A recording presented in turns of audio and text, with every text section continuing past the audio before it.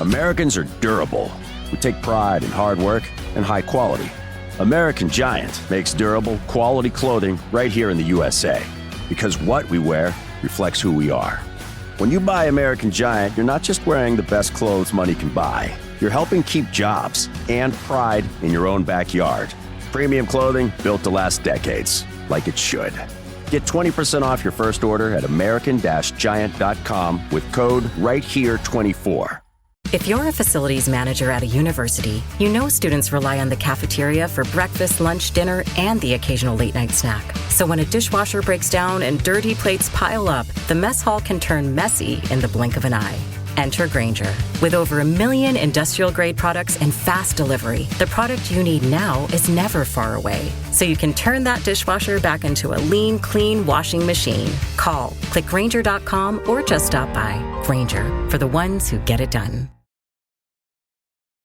Are you ready to change your life, but don't know how to start? Is your stress and worries keeping you awake at night? Have you been battling grief, anxiety, or depression all alone? Have you lost touch with your own sense of being or spirituality? Soul Free Therapies offers professional and affordable live video streaming counseling and coaching services from the comfort of your own home. Sessions offered in English, Spanish, and Portuguese. Go to our website at www.soul-free.com and book your first session today. The Opperman Report is brought to you by Aquadam.net. You can give them a call at 707-764-2119.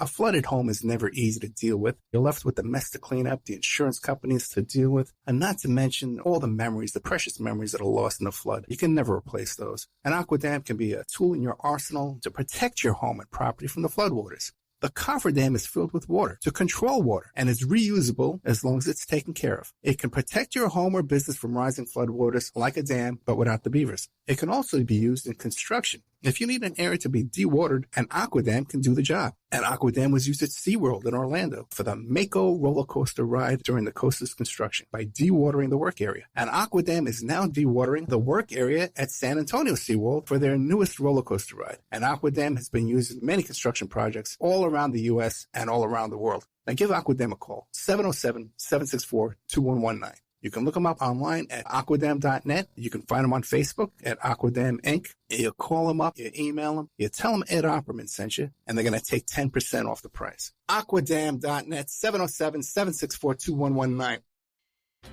PureSoapFlakes.com, 218-568-2525. Have you ever heard of Castile Soap? Pure Soap Flake Company handcrafts fine soap bars, laundry powder, and concentrated soap flakes using organic vegetable oils from their northern Minnesota facility. Bathe your body and wash your clothes with pure soap products that are free of fragrance, GMOs, palm oil, sodium lauryl sulfate, and synthetic additives. Keep it clean, folks. Pure Soap Flake Company products are kind to living creatures and sensitive skin, safe for drains and waterways, and work great in high-efficiency washers and top and front-loading machines. They have a little promotion going on. Contact them to order some soap. Mention the Opperman Report. You're going to get a free gift. They're going to send a little extra soap, travel size, soap bars and laundry soap, cleaning soap flakes. I've been using that stuff all day long today. Great stuff. Order today at puresoapflakes.com or give them a call, 218-568-2525, 218-568-2525. Pure Soap Flake Company is a proud member of the Handcrafted Soap and Cosmetic Guild. If you find yourself in need of legal representation, it can be a very stressful time in your life. In my career, I have dealt with thousands of lawyers, I've dealt with thousands of law firms, and I can confidently recommend to you Keith M. Davidson at kmdlaw.com. Available 24 hours, 7 days a week. Just log into kmdlaw.com. That's kmdlaw.com. Or you can call toll-free 833-4KMD-LAW. That's 833-4KMD-LAW. Personal injury, wrongful death, STDs, sexual assault, car accidents, they handle it all efficiently and professionally. It doesn't matter how imposing the opposition may be, because the team at kmdlaw.com are battle-tested and fierce. They will not stop until justice prevails. Go to kmdlaw.com or call toll-free 833-4KMD-LAW. If you're in for the fight of your life, stop screwing around and contact KMD Law. It's the Opperman Report Join digital forensic investigator and PI Ed Opperman for an in-depth discussion of conspiracy theories, strategy of New World Order resistance, high-profile court cases in the news, and interviews with expert guests and authors on these topics and more. It's the Opperman Report. And now, here is investigator Ed Opperman. Okay, welcome to the Opperman Report. I'm your host, Private Investigator Ed Opperman. You can find me at Opperman Investigations and Digital Forensic Consulting through my website, emailrevealer.com, or you can just email me directly at oppermaninvestigations@gmail.com. If you like our show, check out our member section at OppermanReport.com. We have exclusive content up there. And we just put up 3 new shows. 3 new shows. Well, one I'm being interviewed by Pierce Redmond. Another one I'm being interviewed by Chuck Ocelli. And another one I interviewed this young woman who is a survivor of child sexual ritual abuse. So that's at OppermanReport.com. Also, too, our archives are always free at Spreaker.com. You go to Spreaker.com, you sign up for free. You get an email notification anytime new content goes up. And also, too, if you're listening on AM/FM radio, on Spreaker on Friday nights, I do a solo show at 10 p.m. If I could stay awake, I do a show on Spreaker, and it's exclusively there on the internet. You won't catch it on AM or FM radio. All right, fascinating topic today. It's kind of out of our wheelhouse. We don't normally go into this area, but it just seems so interesting, and the reporter is so credible. We have Steve Sbraccia. He's from the Massachusetts area, and he's involved with this documentary film called The Bridgewater Triangle, and also to another one called America's Bermuda Triangle. He saw a UFO back in 1978. Steve, are you there? I certainly am, and thanks for having me on the show, Ed. Thanks. And Steve is one of these guys, so we've been talking for a half hour before the show starts. He's one of those great guests. I can sit back and relax. Tell us about yourself, Steve. Who is Steve Sbraccia? I am a reporter currently working in Raleigh, North Carolina. I do consumer investigations these days, but I started in this business back in the late 70s. Started in radio, and then eventually made the move to television, mostly in the Boston market, and worked in the Boston market until 2004, when I decided that I needed a lifestyle change. My wife was having some health issues, so we decided to move to a place with a little bit better climate in the way of no snow and cold and milder winters and so forth. So we moved to Raleigh, North Carolina, and that's where I am now. And the story that you're talking about happened to me when I was working in radio back in 1978. And why don't you take us? What happened that day? Well, I was with a colleague, Jerry Lopes, who was also still in the business. He is in a management capacity, working for a broadcast operation. But back then, we were both working reporters, and we were heading to what was then a local dog track for an evening of just watching the dog races and probably losing a couple of days' pay.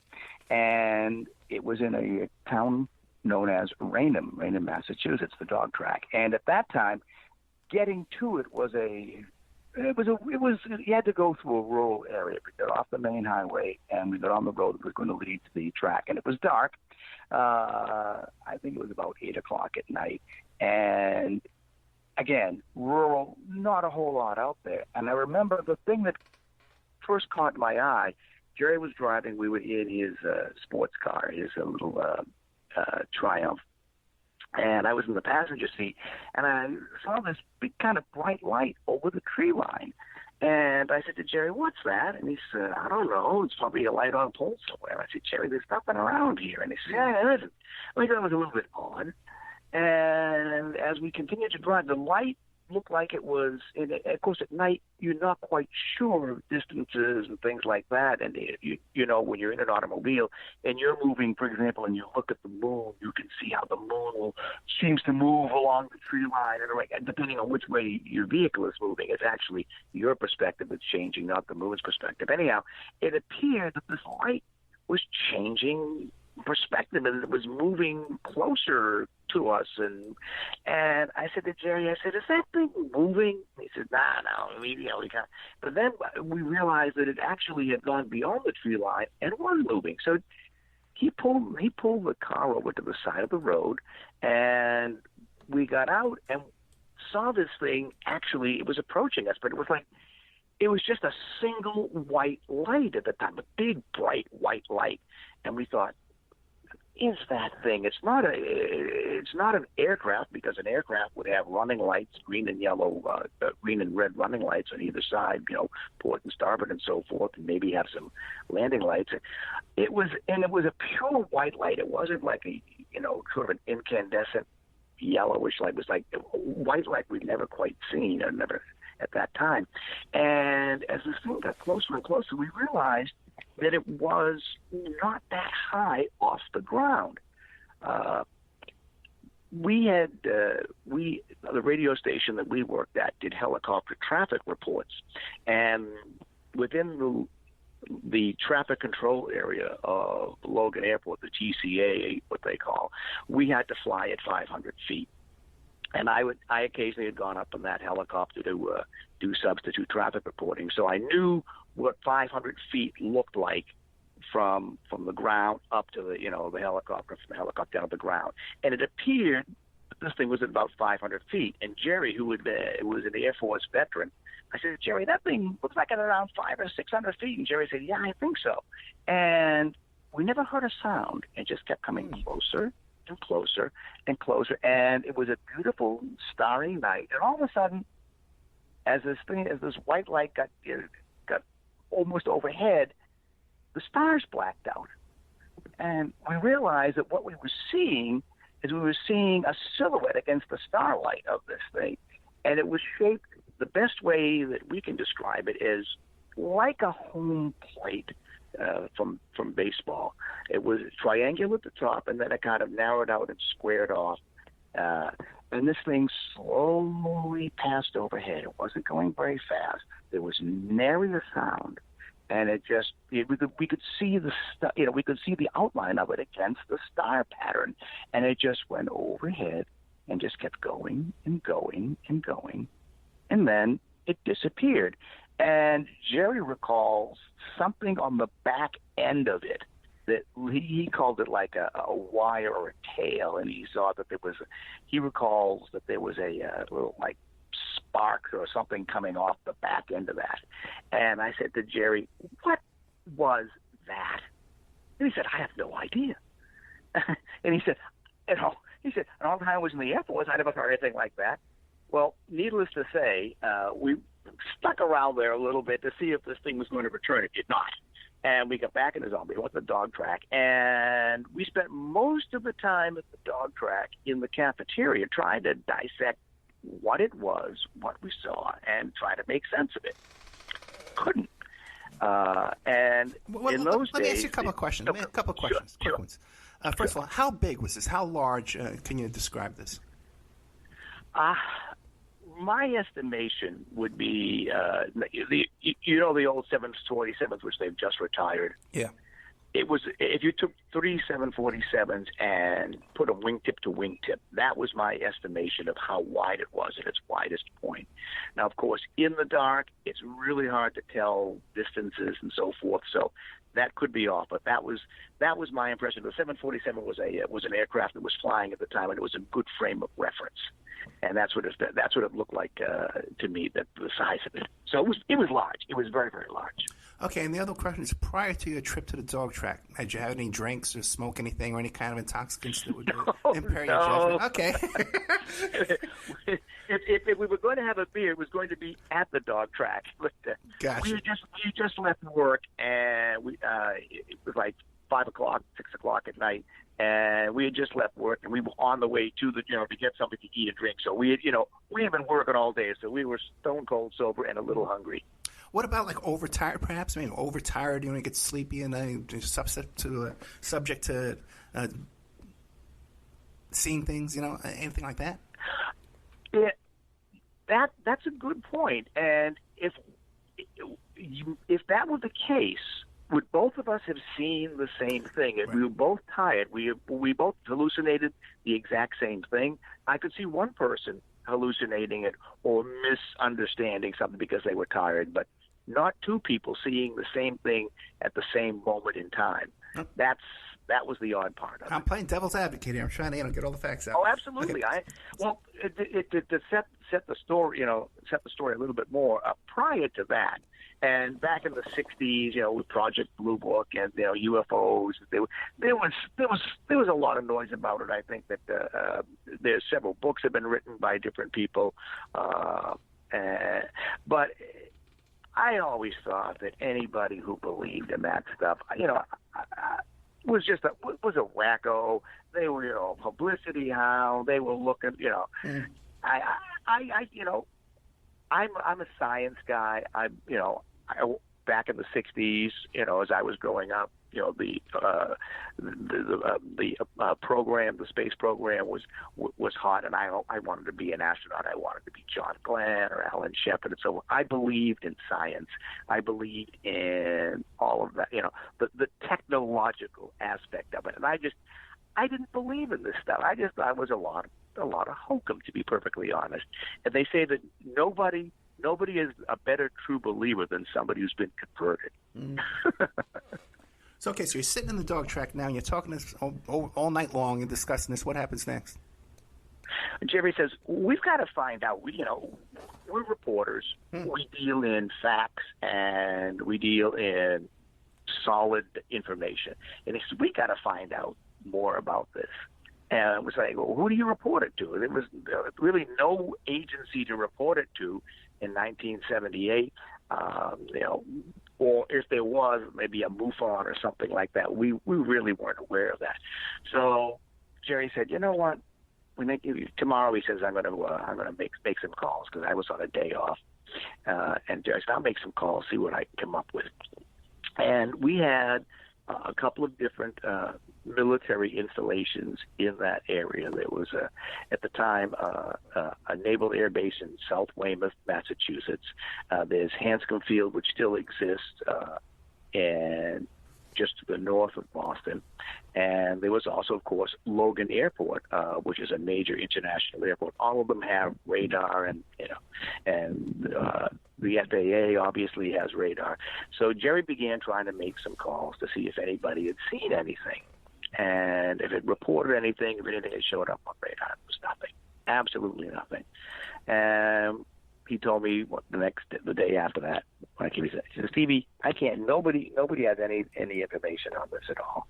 And he was trying to figure out, these are the days before the internet. So if you wanted to find a source for something, you had to dig through paperwork and so forth. Or you had to, look in a book or an encyclopedia or something like that, or newspaper. And he said, there's got to be some place we can report this stuff. And we sort of let it delay at that point. And then, dun, dun, dun, dun, oh, no. It happened again. And the second time, in those days, I was a runner, and I lived in a city called Newton, Massachusetts, which is just outside of Boston, maybe about 5-8 miles outside of Boston. And it's about 8 o'clock at night. I used to run at night, and I'm running through the neighborhood, and the Massachusetts Turnpike, Interstate 90, was near where I lived, and it was a nice road that ran parallel to the turnpike. It was good for running. It had lots of hills and so forth. It was good for fun. And I'm running along this, and you can see the aircraft that would come out of Logan Airport. A lot of times, depending on the wind, their takeoff pattern would be, along the Mass Turnpike, and 1,500 feet or whatever as they're climbing to altitude. And so I'm,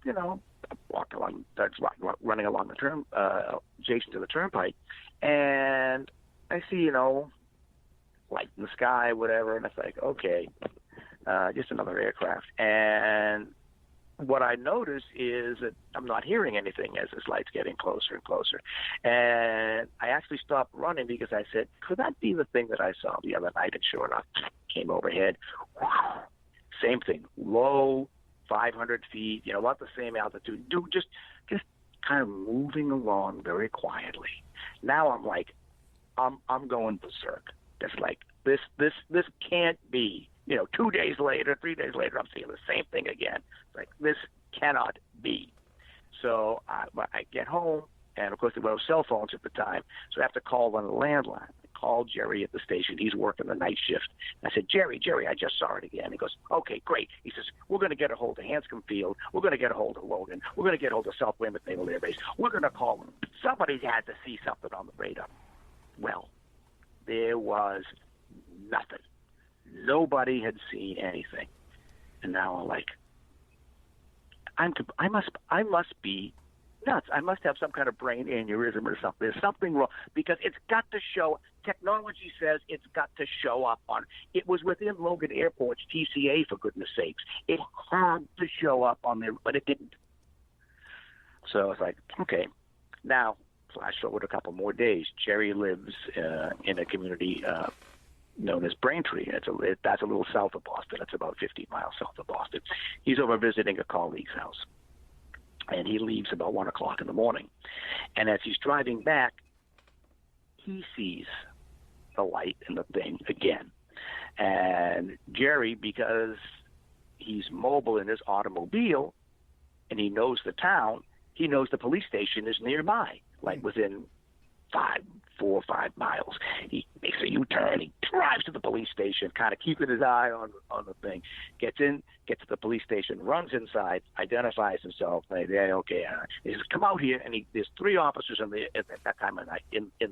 They all come out. The 4 of them stand in the parking lot. 3 cops and Jerry, and they watch this thing slowly going by. And Jerry says, "Are you going to chase it?" And the cops, "No." So now. What they did do is they put a police report on file. You know, citizen comes in, reports this, we observe, blah, blah, blah, blah, blah, puts it into there. What happens next is, and you have to recall, these are the days before the internet, so that people in one place didn't know what one town didn't know what was happening in another town and so forth. There was really no clearinghouse, if you would. Like the internet is a clearinghouse. If I put a tweet out today, a gazillion people see the tweet, and they retweet it and it goes viral. There was none of that back in those days. But there's a police report on file, and that becomes significant for the next part of the story. What happens is there's a local police reporter for a newspaper, and the Brockton Enterprise, the regional paper. She does her usual check. She calls all the police departments within her jurisdiction, 10 or 12 different departments. And it's something that all reporters do.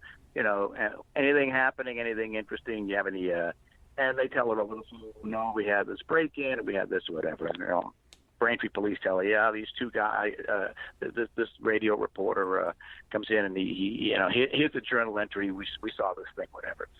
And she calls another police department at one point, and they report something. Somebody had seen something similar. Another police department, somebody had seen something similar. Now she's seeing a pattern here.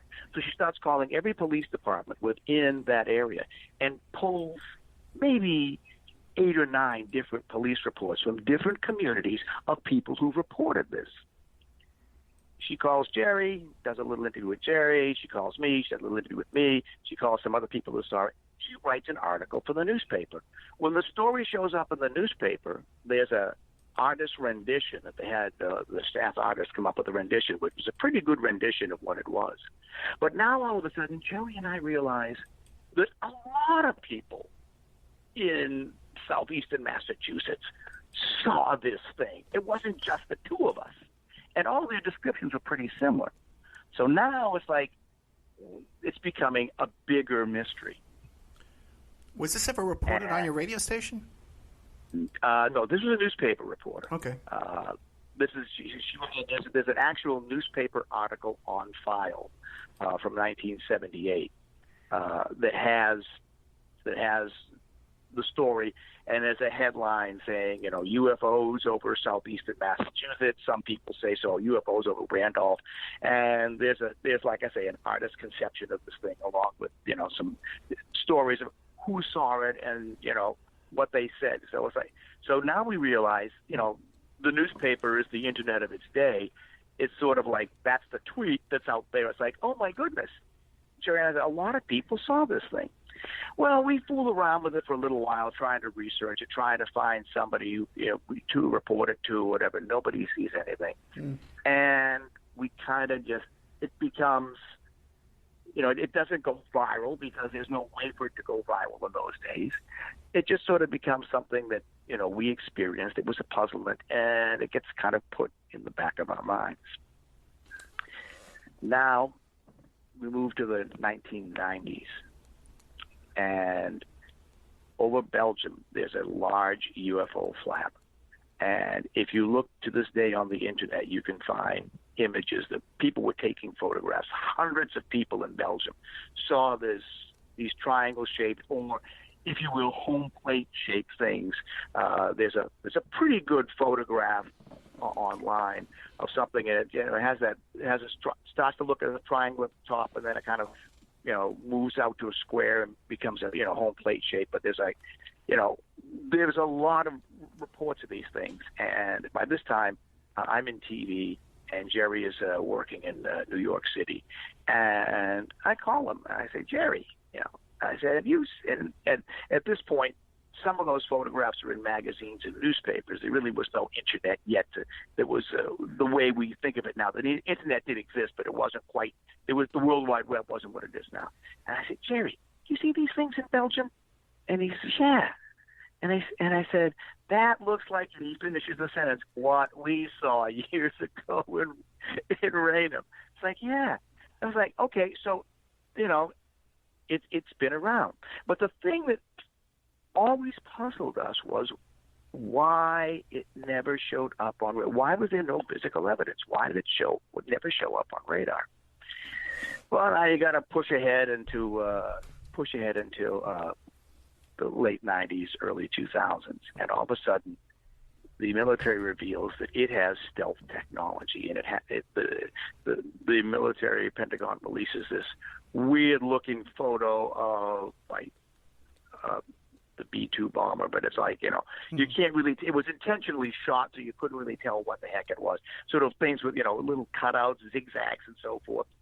Well, in doing research on that, I find out that there was a project called Have Blue, which was the stealth technology project. And Have Blue, actually, they began working on it back in the mid-'70s.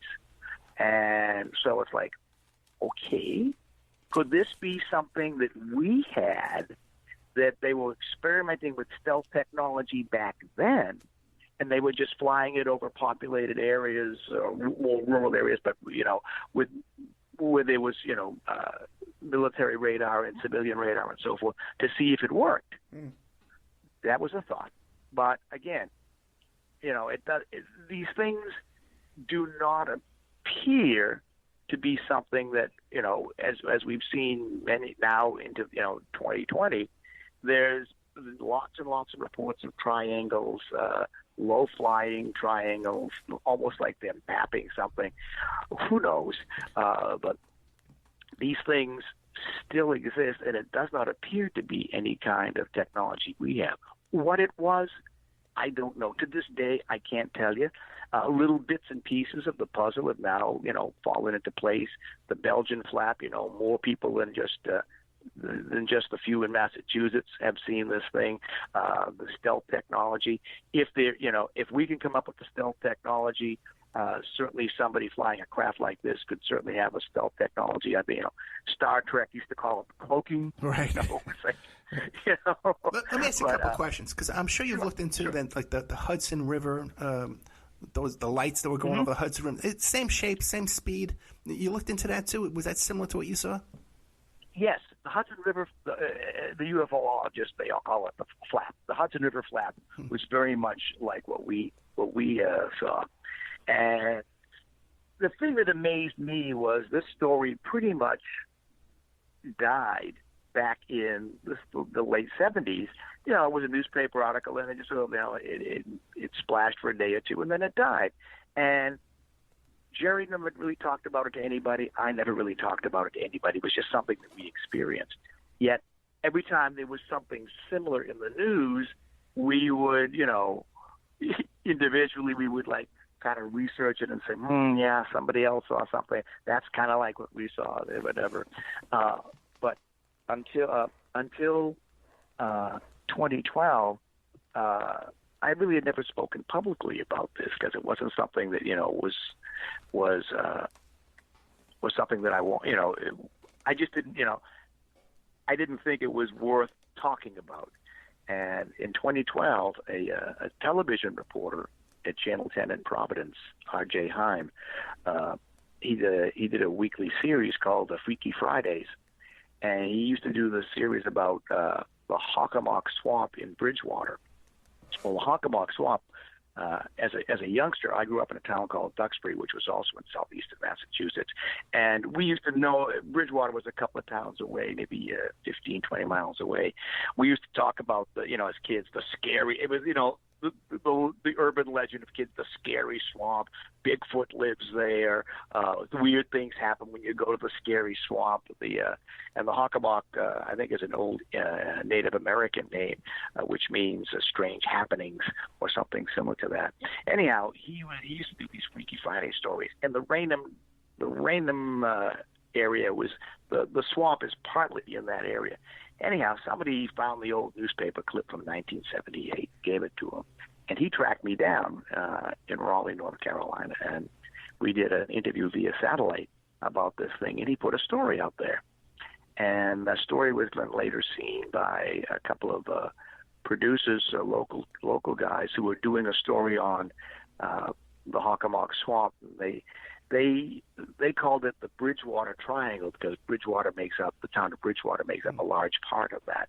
And they did and within this triangle, all kinds of weird paranormal things happen. And of course, this fit right in with what they wanted to do.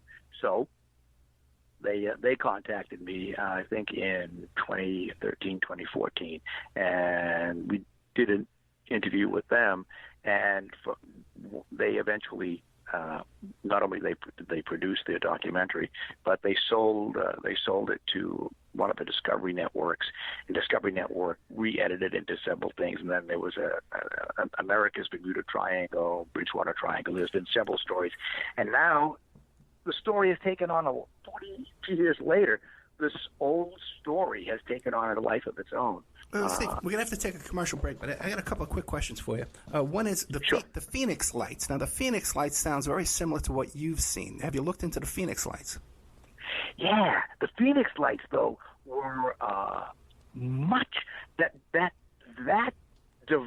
device or that object, by some estimations, was almost a mile long. Right. And way, way bigger than anything that we saw.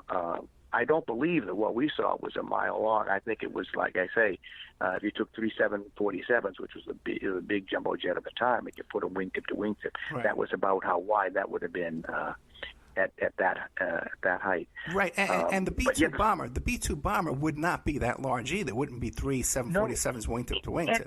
And the problem with any kind of jet aircraft, or even a prop-driven aircraft, to move that slowly, it's almost at stall speed. I mean, this thing took, I'm trying to estimate the time. It probably took maybe a minute to just pass overhead. It was moving that slowly. For a B-2 bomber, especially at that altitude, the higher up something goes, the longer it's in your line of sight. Yeah, if you look at an aircraft with a contrail that's flying at 36,000 feet or 40,000 feet, you can observe that for quite some time. But if this thing was low and there was no noise, if it was a helicopter or something like that, it's going to make quite a racket. Now, did you ever look into? You mentioned there was a bunch of military bases, installations around the area. Did you ever look into and see if they had an airplane hangar that would be large enough to equip a 3 747s wingtip to wingtip? Yes, the South Weymouth Naval Air Base, when it was still active before it was decommissioned, it actually was established in World War II. It was a blimp base, and for those of your listeners who don't know what a blimp is, think of a dirigible. Think of like the Hindenburg or a dirigible of that size. Those were rigid airships. Blimps were non-rigid, but they were big bags of gas filled with helium, and they were used pretty much for anti-submarine warfare. And the blimps were housed at South Weymouth Naval Air Base, and they had those big, curved, look like giant Quonset hut type hangars to house the blimps there. So the South Weymouth Naval Air Base could have housed something that large in one of their blimp hangars. Absolutely. Okay. Absolutely. What have you concluded then? You've been living with this for 40 years. Is this on-Earth technology or off-Earth technology? Ed, to be perfectly honest, I still have no idea. Yeah. Is it something of ours that's super secret? I don't know. Is it something that's interdimensional? I don't know. Is it a time machine? I don't know. Is it from outer space? I don't know. I would love, before I die, to find out the answers to it, just for my own personal satisfaction. I don't know. Well, just think, too, if we have this kind of technology here, we could be using it to, run our cars and our factories, maybe save a lot of money on burning this oil on a precious resource. Who knows what we could be accomplishing if we had. If that technology was suddenly released to the public, I think it would turn the economy upside down. For the better. We're an oil-based economy right now, aren't we? Yeah, well, I'm not profiting from that oil-based economy. Are you? They're not cutting me in on any of that $200 billion a year. All right, let's get back. We got with Steve Sbraccia. You spell it Sbraccia. And fascinating story. When we get back, I want to ask you about more of these other paranormal phenomena that go on in that area. If you can share some of that, what you've learned from the documentary with us. We'll be right back with more of Steve Sbraccia right after these messages. And now a word from our sponsors. Have you ever thought about opening your own mobile cart or kiosk business? Maybe the facility you manage could establish new revenue by adding coffee, food, or retail services. Cart King International can be the answer to your needs. Cart King is a North American designer and manufacturer of the finest mobile coffee, food, and retail carts and kiosks. Cart King has been working with clients and corporations across North America for 20 years, providing innovative designs, custom manufacturing, and timely delivery. Carts and kiosks are fun, and so are the dozens of designs on our website. Please visit us today at www.cart-king.com or just call us at 1-877-986-7771 and get your sales rolling. Thank you so much for listening to the Opperman Report. I want to welcome all our new listeners at WWPR 1490 AM in the Tampa Bay area. We're brand new down here. We're getting a nice warm welcome. We have great advertising opportunities for local sponsors, local businesses, but also international websites and international companies too on our other stations in California, Nevada, Utah, and on the internet worldwide. But down here in Tampa Bay, Florida, we have some great opportunities for you to come in and get very, very affordable advertising rates. Get a hold of me at oppermanreport@gmail.com and we'll cut you a good deal.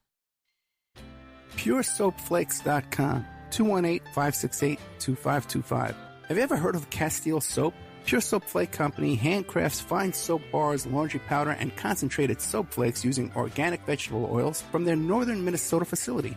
Bathe your body and wash your clothes with Pure Soap products that are free of fragrance, GMOs, palm oil, sodium lauryl sulfate, and synthetic additives. Keep it clean, folks. Pure Soap Flake Company products are kind to living creatures and sensitive skin, safe for drains and waterways, and work great in high-efficiency washers and top and front-loading machines.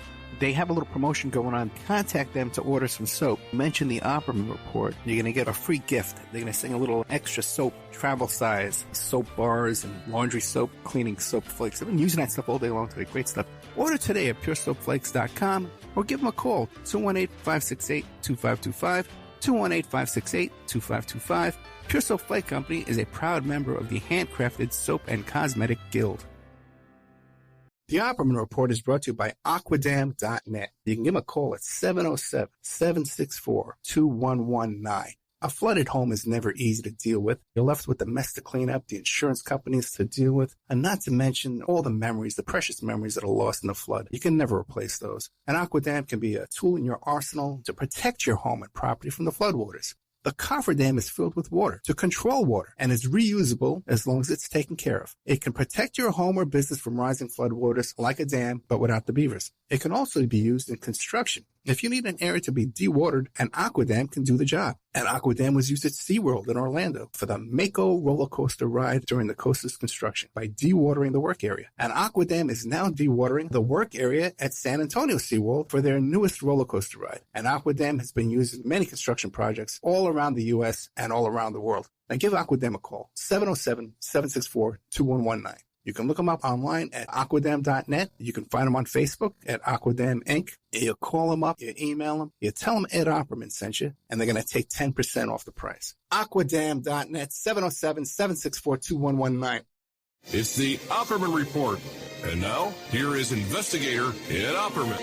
Okay, welcome back to the Opperman Report. I'm your host, Private Investigator Ed Opperman. We have with us veteran reporter Steve Sbraccia, and he was telling us about his UFO encounter back in 1978. I had a similar encounter back in 1980, 81.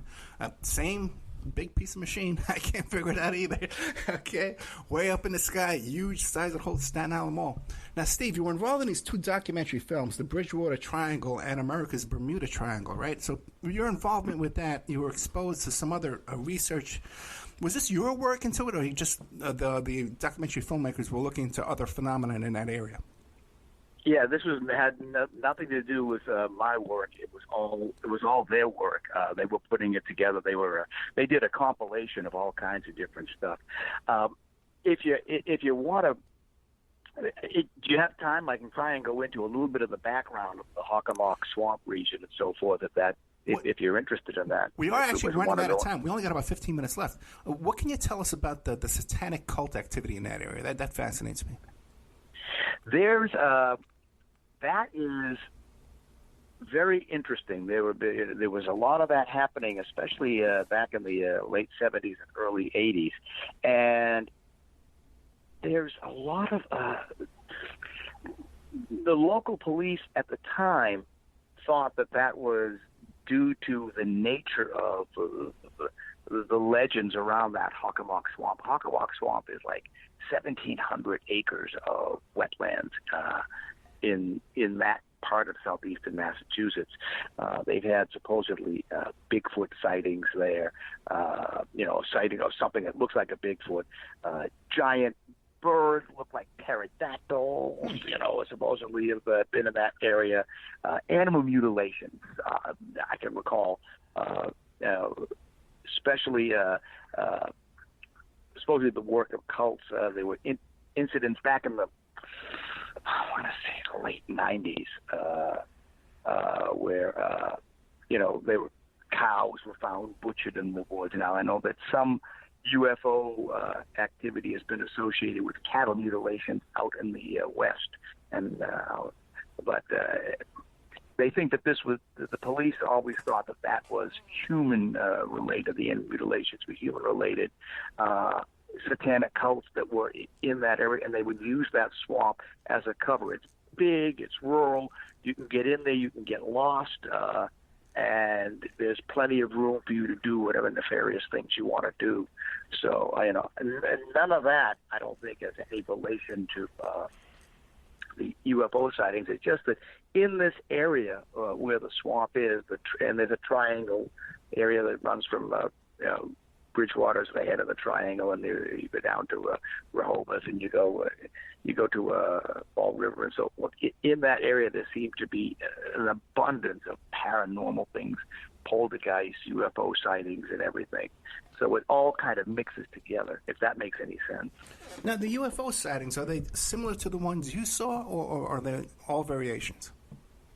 All kinds of variations on it. Everything from orbs of light that seem to emanate from the swamp, and way back in the day, J. Allen Hynek used to say that was methane that was being released, swamp gas, and then it would get somehow would get ignited and make a little puff of smoke. And orbs of light, supposedly craft that rise up out of the swamp, craft that supposedly land in the water of the swamp. All different variations on that. And what this triangle home plate shaped thing that Jerry and I saw was doing in that area, who knows? Now, the filmmakers, these two filmmakers, the Bridgewater Triangle and the America's Bermuda Triangle, did you find them to be, were they trying to hype this up, or did you find them to be sober journalists? They were very, very fact-based. Everything that they did, they wanted to put together, they wanted facts behind it. Because I remember saying to them, I'll talk to you, but I don't want this to be like one of these, kind of wacko things. And they were very serious about it. They let me tell the story. They didn't try to ask me any leading questions. And what they ended up putting into the documentary, they interviewed both myself and Jerry Lopes, and what they put in was pretty much the way that we told the story. It's the way we remember it. They're working on another documentary now about some serial killings that happened in southeastern Massachusetts. So again, they're very fact-based. And apparently, and talking to them at the time, there were some people that came forward with some wild claims, and if they couldn't prove them, if they couldn't find, if they couldn't get some definite evidence that this stuff happened, they didn't include it in the Bridgewater Triangle documentary. Now, other documentaries have been other things have been done with it. I remember I got a call from a production company, and they wanted to do something about this, and they actually had a list of things they wanted me to say. Yeah. They said, "Can you work these into your interview?" And I said, "No, absolutely not. That's not as a journalist, that's not the way I work. I'm sure as a private investigator, that's not the way you work. You talk to somebody as a private investigator, find out what they had to say, and then you begin to pick it apart. You base your questions on what they tell you." And I'm guessing that's the way you work as an investigator. That's the way I work as a journalist. When I do an interview with somebody, tell me your story. And usually then the real story is more interesting than stuff you can make up. And there's enough good stuff out there that's true. You don't need to make stuff up. You know what I mean? But I was going to ask you now, when you first hit the papers on this, said, "Oh my God, Mr. Sbraccia saw this UFO." Were you contacted by a bunch of people and said, "Hey, I saw the same thing," or people just that you found incredible, or others you found credible? No, believe it or not, it didn't make much of a splash, which was which was interesting. It was just it was one of these more hey, gee, did you hear about kind of stories, as opposed to it wasn't big front page headline news. The story was actually buried in the Brockton Enterprise. Enterprise was an afternoon paper at the time, and they did national news on the front page, and they had sports and all that stuff. And the story about the UFO stuff was actually buried in their regional section about stories from towns, and it was in the. So it wasn't like it was a big, giant deal at the time. What about now, after these documentaries have come out, have you been contacted by anybody from the base, or maybe the producers have been contacted by people in the military who said, "Oh, yeah, I was on that plane"? I wish. Yeah, I know, right? People have said, "Did you have a missing time experience? Did the Men in Black ever talk to you?" None of that ever happened. It was just like, we were just a couple of guys who saw something weird, and the story happened. It didn't really, it didn't change the course of human events or anything like that. And maybe that's why we were never contacted by the military or contacted by the so-called Men in Black or any of that stuff, because it didn't make a big splash. It was but I think how that works is after the Men in Black come, they erase your memory, and then you don't remember if they leave. Isn't that how that works? I just saw one movie. That's the movie says. Part one. I never sat through part two. I watched part one. I got to admit that. Now, what about, am I mistaken, or did you interview someone who was an eyewitness to the JFK Jr. Plane crash? Yes. That story goes back to again my days in television. Okay. I had this terrible ability to take a vacation at a place where news would happen. It was a running joke in our TV newsroom that when Sbraccia goes on vacation, expect news to happen. I had vacationed on Cape Cod. Hurricane Bob came while I was vacationing on Cape Cod. I ended up working because we were going to be evacuated to a shelter. A month later, I said to my wife, I said, our vacation's ruined. I'll take you on another vacation. We went to Bermuda a month later, and a hurricane hit Bermuda. Years ago, we vacationed down at Disney World, and a small plane crash landed in the parking lot of Epcot Center while we were there. So I had this ability to be places where stuff happened, and we actually were on vacation. We were on a 2-week vacation. We had started a 2-week vacation on Martha's Vineyard, and the way you get to Martha's Vineyard is only one way, either airplane. Well, there's 2 ways. You can get by airplane or by boat, by ferry. And we had an early ferry. We had a young kid at the time. Our oldest, who was I think maybe 5 years old. We had our nanny with us. We were on the ferry, and I remember seeing all these Coast Guard aircraft and so forth that were flying around. And I said, fishermen must have got lost because we were on the ferry. I said, there's an awful lot of Coast Guard activity. We ended up getting to the and again, this is all we had was cell phones, and I had in those days. And my cell phone was off because I didn't need it. We weren't listening to the radio. We were listening to kiddie tapes for my daughter to keep her occupied. We get to the place that we had rented, and the landlord comes over to us as we were unpacking, and he says, "Are you Sbraccia?" And I said, "Yeah." And he says, "Your desk, your station has been trying to call you. Would you please call them?" So I called the station and say, "Yeah, what's going on?" They say, "JFK Jr.'s plane crashed on Martha's Vineyard. You're the only one there. We can't get crews there because we have to wait for a ferry, and we've got to we have to get the live satellite truck on the ferry. It's going to take time. Can you cover it for us?" I got a cell phone. I said, "That's fine. We'll just use your phone." So I throw all the stuff out of the car, and I say to my wife and the nanny, "You guys unpack. I got to go to work." My wife's like, "What?" I said, just I got to go. So I get in the car and I drive down to the Coast Guard base that's on the island, and I talked to them, talked to a couple of the guys at the Coast Guard base about what's going on, and they're like, well, we got to go out and do this search or whatever. So I get on the phone, I start doing a live report on the phone, and they at one point the commander comes over, "You got to get off this base. It's a secure facility now." So we get off the base. I ended up driving up to a spot, and I knew that there was a beach that was where some of the debris at that point was starting to wash ashore, and I couldn't. The road was closed, so I knew the island enough. The police had blocked the road.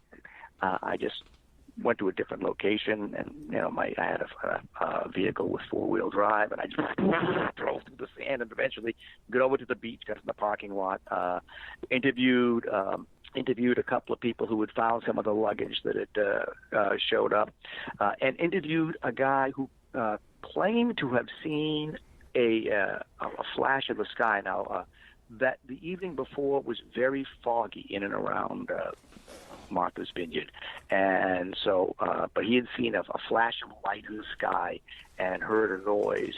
And the fog took that flash of light and magnified it. And again, this was an interview that was done with him live on the phone, sent back to the TV station where I worked, and they were just covering it with pictures of. They had their helicopter up above. The helicopter was showing this search effort by. But that was the interview. I did interview a fellow who claimed to have seen a flash of light, which he thought was an explosion. Right. And again, this was early on. The FAA later determined that JFK Jr. had become spatially disoriented, and in the fog, he didn't know which way was up or down or whatever, and ended up being an inexperienced pilot, was not rated for instruments yet, didn't believe the instruments, and eventually just, thinking that he was climbing up, was actually diving down and dived into the water. So that flash of light could have been when his aircraft hit the water and, the fuel ignited. And then that flash was just magnified to, like a lightning flash you would see in the fog. Fog will make it, magnify it. But, yeah, I did interview somebody with regard to that. But it was, real quick, because we only have about 2 minutes left. So did you find that witness credible, and did any other witnesses corroborate what he saw? he was credible to me. Nobody in the early stages of that, nobody quite knew exactly what was going on. It was all like little bits and pieces. And just like you, as a private investigator, you get a bit, you get something here, you get something there, you get all these little bits of information, and then you act as the clearinghouse. You figure out, you put it together in a sequence later and figure out where it fits into the puzzle. But I found him credible at the time. But some people tried to later say, well, that proves that there was a bomb on board his aircraft. Well, no, it didn't. When an aircraft impacts a surface, there's a good chance the fuel will ignite. That must have been a nice headache for you there. All the conspiracy theories coming. Well, tracking you down. It was funny because when the station finally got a crew over there on the satellite truck, photographer, another reporter, and a satellite truck operator, I had to hook up with them because I had shot some video with my little 8mm home video camera. I had to give the video, and the photographer said to me, "I told you last night I'd see you tomorrow." He just knew that somewhere, someplace, no matter where I go, the news happens. Steve Sbraccia, I loved it, man. Thank you so much. We're out of time. I really appreciate your story. And people can find you on Twitter, I guess. When people can follow you on Twitter? Yeah, there's Steve at WNCN, which is my work account. I also have a personal account, Sbraccia at Twitter. Steve Sbraccia, thank you so much. Please, no nuts. I don't. Yeah, well, good luck, man. Good night. All right, great. And now a word from our sponsors. OppermanReport.com. Hey, do you like what you're hearing? Do you like the work that you see us doing here at Opperman Report? You can support that work by becoming a member at OppermanReport.com. And as you have access to over 200 exclusive shows and interviews that you can't find on YouTube or Spreaker or iHeart or iTunes or KYAH. You can't find them anywhere else online, exclusive to our member sections, to our members. Also, too, there's images, videos, documents, court docs. And don't forget, you can hear your ad played here on the Opperman Report, reach hundreds and hundreds of thousands of people on a daily basis because the show is repeated every day all over the world. Contact me at oppermanreport@gmail.com and I'll give you a good deal on advertising rates. Have you ever thought about opening your own mobile cart or kiosk business? Maybe the facility you manage could establish new revenue by adding coffee, food, or retail services. Cart King International can be the answer to your needs. Cart King is a North American designer and manufacturer of the finest mobile coffee, food, and retail carts and kiosks. Cart King has been working with clients and corporations across North America for 20 years, providing innovative designs, custom manufacturing, and timely delivery.